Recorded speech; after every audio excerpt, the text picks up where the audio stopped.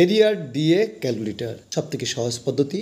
যে তারিখে নিয়োগ হয়েছিলেন স্কুলে সেই তারিখটা মনে রাখবেন এবং সেখান থেকে যদি 10 বছর পূর্ণ হয় তাহলে 10 বছর পরে তারিখটা মনে রাখতে হবে।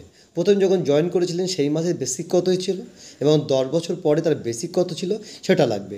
আর এখানে কোনো তথ্য লাগবে না, জাস্ট এই দুটো তথ্য বসাতে পারলেই আপনার ডিএ এরিয়ারটা নিজেই ক্যালকুলেট করতে পারবে।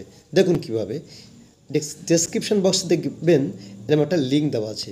এই লিঙ্কে আপনারা টাচ করবেন, আমি টাচ করলাম, আপনারাও টাচ করবেন। দেখুন খুব সহজ পদ্ধতি, এর থেকে মনে কোনো সহজ পদ্ধতি আর নেই। নিজের ডিএ এরিয়ারটা নিজেই ক্যালকুলেট করতে পারবেন। এবার আপনারা কী করবেন, ডেস্কটপ সাইটটা সিলেক্ট করবেন, ধাপে ধাপে এগোবো, সেটা আপনারা ফলো করবেন। এখানে দেখুন ডিএ এরিয়ার ক্যালকুলেটর এটা লেখা আছে, for West Bengal state government employee April 2008 থেকে ডিসেম্বর 2019। এখানে দেখো জয়েন্ট বিফোর 1/4/2008 আর জয়েন্ট বিফোর 1/4/2008 থেকে 31/12/2019।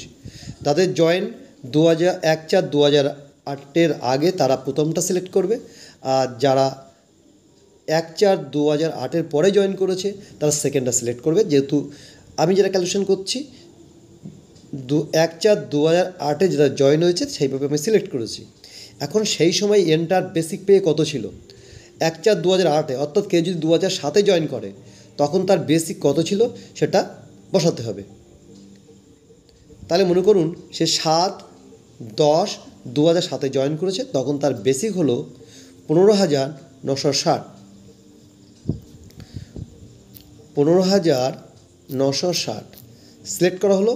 এবার মনে করুন যে 10 বছর কমপ্লিট করেছে। অনেক সময় যদি 10 বছর কমপ্লিট না করে তাহলে যে দুটো অপশান আছে এখানে কোনো কিছু সিলেক্ট করলে হবে না।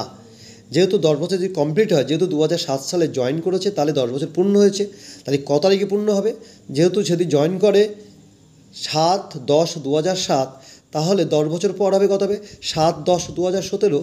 তাহলে সেরকম যদি হয়, অর্থাৎ 10 বছর যদি পূর্ণ হয় তাহলে সেকেন্ড অপশানটা সিলেক্ট করবে। করার পরে দুটো অপশান খুলবে, দেখতে পাবেন একটা হচ্ছে প্রমোশন বা রিভিশন ডেট, তাহলে ঠিক 10 বছর পরে সেটা আপনারা সিলেক্ট করবেন। 7/10/2007 সালে যদি জয়েন করে তাহলে আমরা সিলেক্ট করব 7/10/2017। ঠিক এইভাবে যদি আপনারা ধাপে ধাপে এগোন তাহলে নিজের ক্যালকুলেশন নিজেই করতে পারবেন।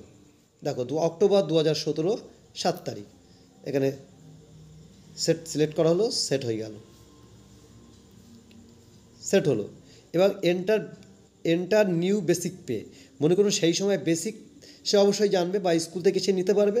সেই সময় মনে করুন তার বেসিক হবে 22,140, তাহলে 22,140 সিলেক্ট করবে। করার পর দেখতে পাবেন এখানে একটা অপশান ক্যালকুলেট এরিয়াস একটা অপশান আছে, সেটা সিলেক্ট করবে। সিলেক্ট করা হলো এবং তার যে ডিটেলস সে কিন্তু এখানে দেখতে পাচ্ছে, দেখুন, এবং প্রত্যেক ইয়ারে সে তার কত টাকা হয়েছে সে দেখতে পাচ্ছে। আপনারা এবার দেখতে দেখতে একবার নিচেই নামবেন, দেখবেন টোটাল কত হয়েছে। দেখো আমি এখানে নামতে চলেছি, আপনারা এরকম নামবেন। এই ক্যালকুলেশানগুলো যদি হাতে করা হয় তাহলে বহুত সময় লাগবে। এখানে দেখুন গ্র্যান্ড টোটাল এরিয়ার আছে 9,38,831 টাকা, আর এর 25% যদি এরিয়ার যদি প্রথম কিস্তিতে দেয় তাহলে কত দেবে 2,34,707 টাকা। আপনারা যদি এইভাবে এরিয়ারটা নিজেই ক্যালকুলেট করতে পারবেন। ভালো লাগলে অবশ্যই লাইক, কমেন্ট, শেয়ার দিতে ভুলবেন না। আপনাদের বর্তমান এবং ভবিষ্যৎ জীবন সুন্দর হোক। ধন্যবাদ।